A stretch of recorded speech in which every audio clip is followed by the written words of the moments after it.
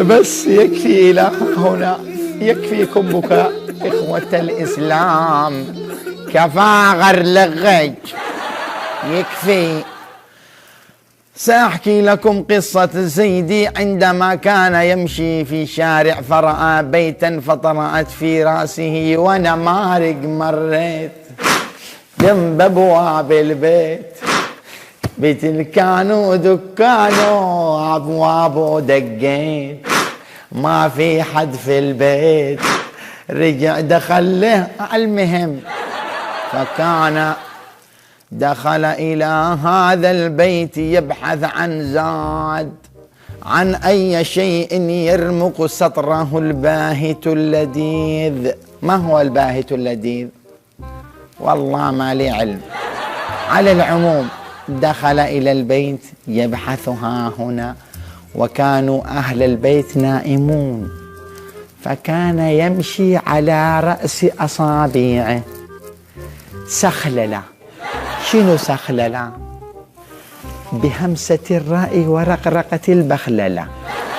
فذهب ومشى دلا دلا دلا حتى دخل غرفة نوم، وكان صاحب البيت قبحه الله نائما عليهم ما يستحقون، شابعا راويا، وصاحبنا لا يجد حق قيمة تلفون آيفون.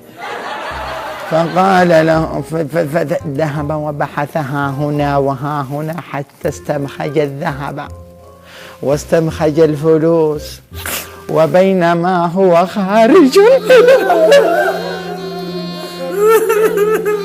عشت يعرف علاش بكيتو، عشت يعرف علاش بتبكوا. أصح يا جن لا محكي القصة، أنا إذا بكيت أبكي قد أنا داري تمام، بس يلا. فعندما كان خارجا من البيت دق بيده. شنو دق كده؟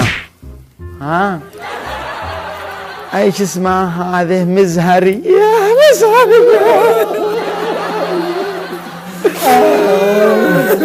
فالمزهرية هذه انتذقت الى الارض، وسمع صاحب البيت الندقة.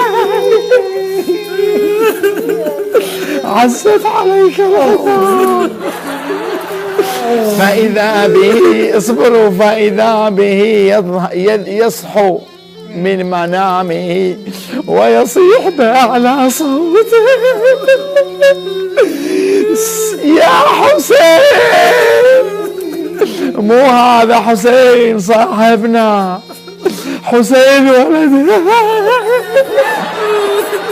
فضلع لك حسين. شنو ضلع؟ أي صعد إلى الغرفة حق النوم، والأب داغش بحلوله. شنو الحلول؟ هذا يسمى الحلول، كما جاء في حديث السرعوب بن دبلبوب أنه سمع جده يقول: من مسك بحلول أي شخص حتى لو هو سارق فجزاءه النار، سارق ابن سارق. فجاء حسين وأبو حسين. لا، لم يجي حسين، ذكرت لم يجي حسين، دغشوها الاثنين.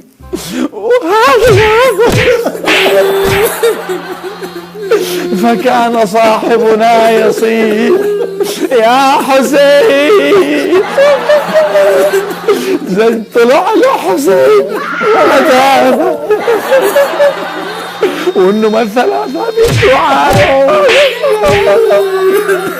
فكان يصيح: يا حسين دلالك الوحش. فكان حسين يعني خلافه.